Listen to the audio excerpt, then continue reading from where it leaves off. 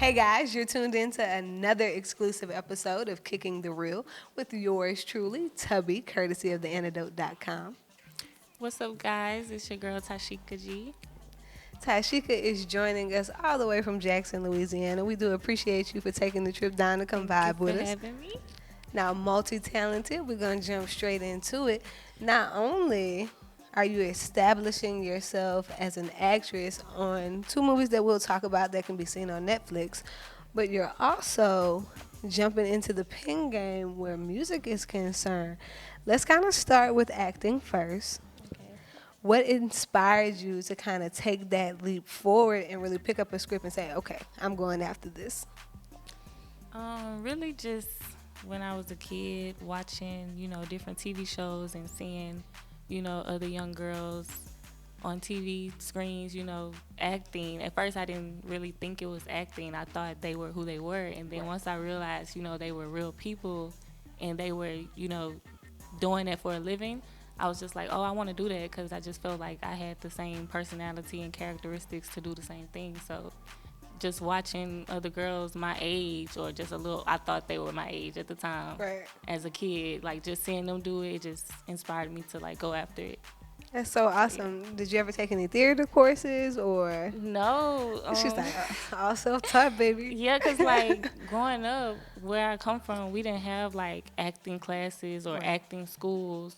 You just watched them on TV, and if anything, we had like dance classes. So I always asked my mom to give me a dance classes because I'm a dancer as well. Nice. So I didn't really take my first I've never taken an actual acting class before, but I recently, last year when I went back to school at Southern, they were finally offering acting and theater classes. So I signed up for one. Nice. And it's weird though, cause like with COVID, we really didn't get to like really tap into it because of the postponement for the everything. mask and stuff. Yeah, Right. so I haven't really actually took a class yet, but that's one of my goals this year. I think that's very awesome. Yeah. Now let's kind of talk about the two movies. I'll let you give the titles for each. Your favorite first. Your favorite first. I can't really choose. Well, honestly, I'm gonna say my first opportunity, which is the movie called Cutthroat City, directed by RZA. That was the first opportunity given to me in 2017, so I'm gonna have to say that one is my favorite. And the other one is called Project Power, starring lead actor Jamie Foxx. That's on Netflix as well. Very nice. That was the second opportunity given to me. So yeah. So how different are the two characters between the two movies? To me, they kind of like are similar because I feel like I give off the same kind of vibe in both of them. Like, I'm a girl that's obviously from the streets, right? So it's kind of the same vibe. But on Project Power, it's more so like just curious and relaxed, and on Cutthroat City, it's more so like, nah, we don't play that around here type shit. So it's like a more so aggressive, aggressive, yeah. I think that's really cool that you're able to transition between the two and still kind of give off that same gritty street. Yeah. It was interesting, yeah. That's very cool. Now, what was the best learning experience in the time that you were able to be on set with Project Power? And I'm just saying that because of the level and caliber of stars that you were kind of around on set there.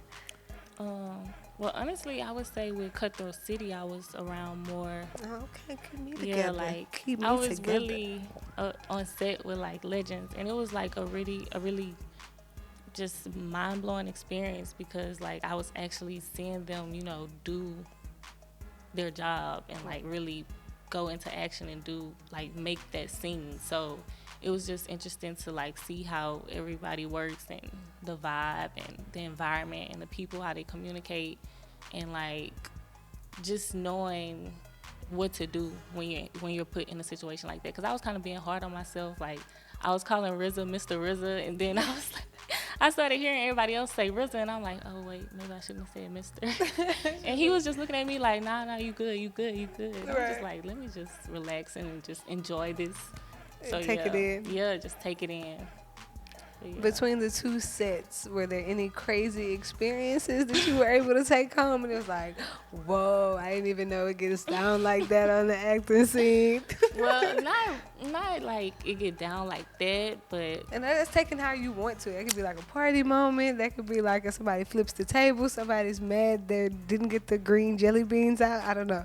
Like nah, nothing too crazy, but I mean, it was just so like authentic. Like everybody was just, being themselves. Nobody was acting like, oh, I'm too good for, Right. Everybody was just being real cool and chill, especially on Cutthroat City. Like, I don't know, it was just so crazy to explain. Like, and then T.I., like, I guess like one take, I didn't get any instructions, so it was kind of like improv or whatever. So I had like they did the take or whatever, and I was just like, I don't know what to do, but I'm gonna say something. roll with it.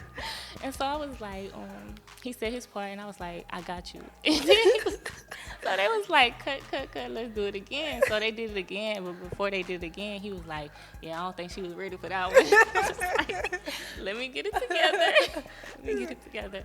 But yeah, it was dope. And like for Project Power, just that was kind of different because we were really out there for that specific scene, and they were working on that scene for a very long time. Right. And it just made me like look at that career and that industry different, because it's like, if this is something I really want to do, I have to like be able to withstand like everything that comes with it. And Absolutely. It started raining, the wind.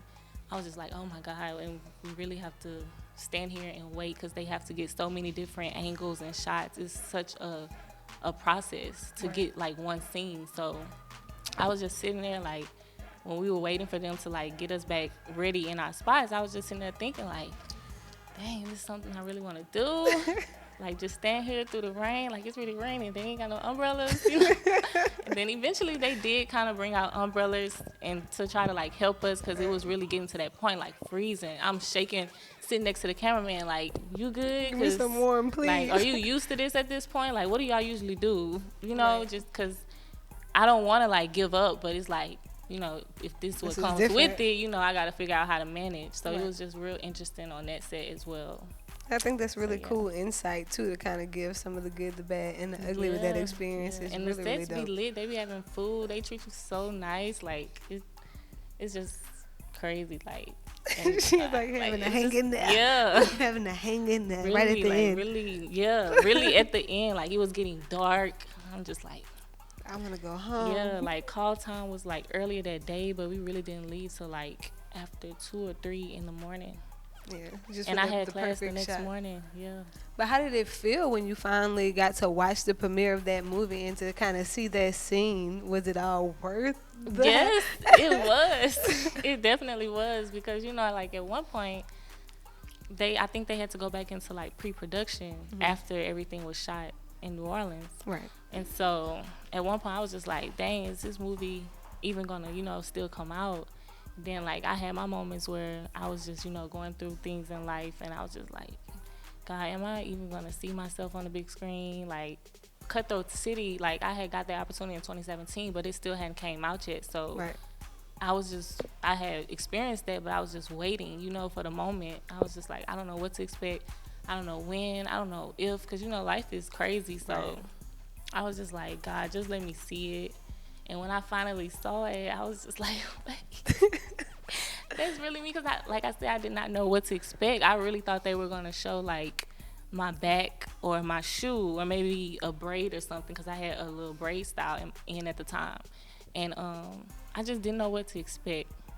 And so when awesome. I saw that, like at the very beginning, my face, people noticing me, like, I'm just like, that's an amazing feeling. Yeah, like, I think this is it. Yeah. She's like, that might be able to keep me through the rain. Right at the end. Right. I was like, what? It was very worth it. Very worth it. I think that is so amazing. Now, a lot of people may not know, one, that pursuing that acting career is like really feeding a journey right now in itself. But you actually have a single out right now. Yes, it's called Wrong Time. I actually released it on all musical platforms last year. I wrote it around 2017. Around the same time I got that first opportunity, I started writing and decided to just take my music career seriously and get in the studio. So I wrote the first few bars of that song, gave myself a little time to really get in the studio, decided to get in the studio and record it with my homeboy. Shout out to HD for president, because he really was the one that like put the pressure on me to actually record it. Right. So yeah, like I finally had recorded it, put it out, and yeah, that's that. Really got some good feedback on it. So now I'm trying to work on dropping a mixtape. Very nice. So yeah. So are you writing right now? So is this look? Y'all know I'm going in for the exclusive. Hold that thought. So I can imagine you're sitting on some content right now. Yeah. Have you been able to get into the studio? I know the quarantine is crazy right now. Quarantine has been crazy lately, but I have been able to like connect with a few engineers and find a few spots out here. But I actually made a move to Houston, so Very nice. Now I'm really just trying to, network and show my face out there. And I've actually connected with a good amount of people to say I've been out there for a short amount of time. So that's in the work, but it's a process. But yeah, I'm trying to lock in with somebody out there so I could get this tape dropped. So yeah. I feel you. Now, is there any producers that you have like I call it a producer crush, like that person that you just really want to work with? Are there any producers that you just like, yeah, I'm really trying to get the opportunity to work with that specific person? Oh yeah. If I really could say it when it comes to a producer, Kanye West for sure, Timberland, and she's like legendary. Yeah, Buddha bless this beat. Nice. When it comes to people that's been in the game, but of course I definitely still want to work with the guy that I found on YouTube, TNT, Pipe It Up TNT. I don't know if people have heard of him recently, but yeah, this was back in 2017 when I first came across him on YouTube. But I definitely want to do more with him, and also my brother, my close homeboy, Playboy. I don't know if y'all know of him. He's from here, so yeah, him. Yeah. So I'm trying not to judge your style. I'll let you kind of explain that yourself. If you had to say that you had a specific sound or music style, what would that be? Honestly, I'm not really sure at this point. I think I'm really, creating my own style. Nice. I am inspired by some styles out there. Like, I'm inspired by Cardi B. I'm inspired by Nicki. I'm inspired by Doja Cat. I'm inspired by some males, a lot of males. Kevin Gates. Atlanta music. I love Atlanta music. There's this artist from New Orleans. His name is Kenneth Brother. Well, everybody know him as B, but yeah, I'm inspired by him as well.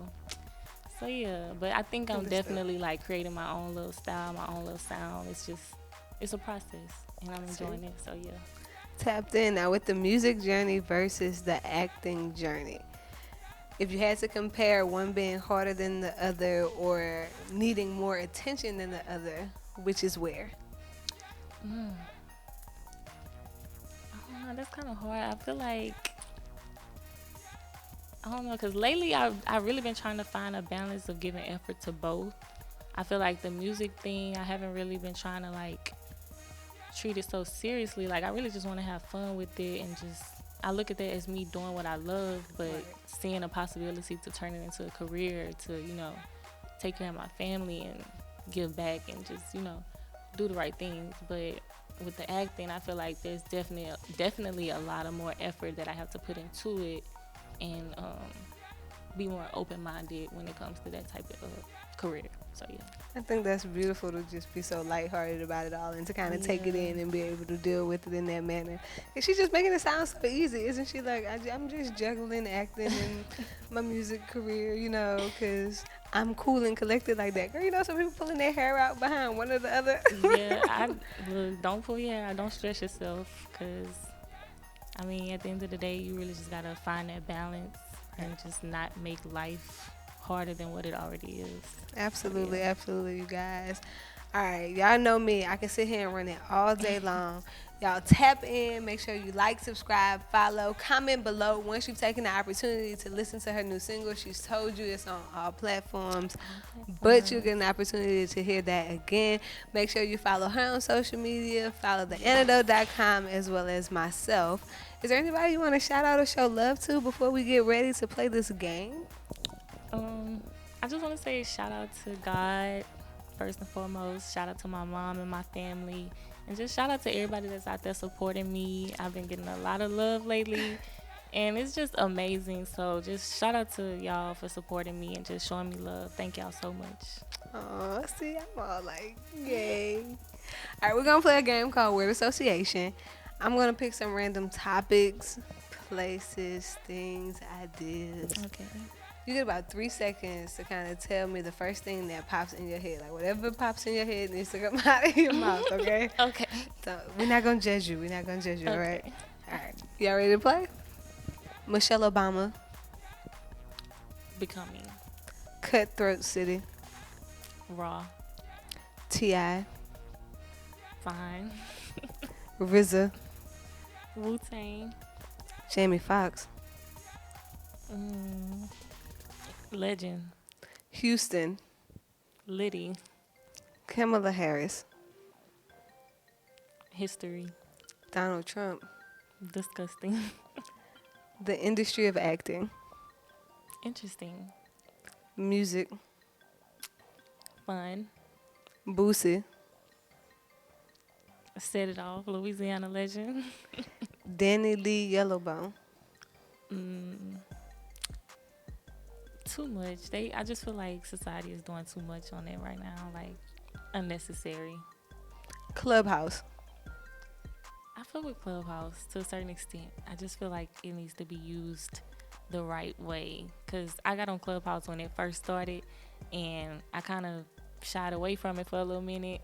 And all of a sudden, all the people I was telling to get on it, they now on it saying, where you at? Oh, where was y'all when I first got on it? Like, She said, nah, it's MySpace to me. Yeah. It's over. yeah, it's like It's kind of MySpace. dead. But certain rooms are still like very beneficial to be in. So I still fuck with it. It's just certain rooms I at feel this you. point. But now everybody is like, oh, Clubhouse is lit. And I don't even think they in the right rooms. So, yeah. COVID-19. Be safe. Mask.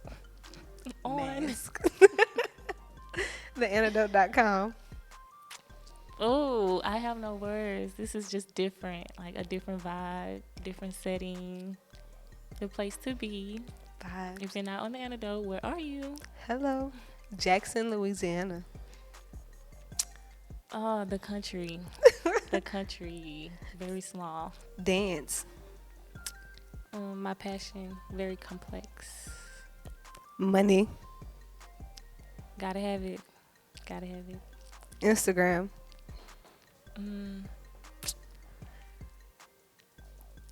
I don't have no words for Instagram Sound because a over part of social me, over social media, and then She a over part of it. me is like, I know it can be a very useful tool depending on what How you're it's using it used. for. Like a creator, a business owner is a very useful tool.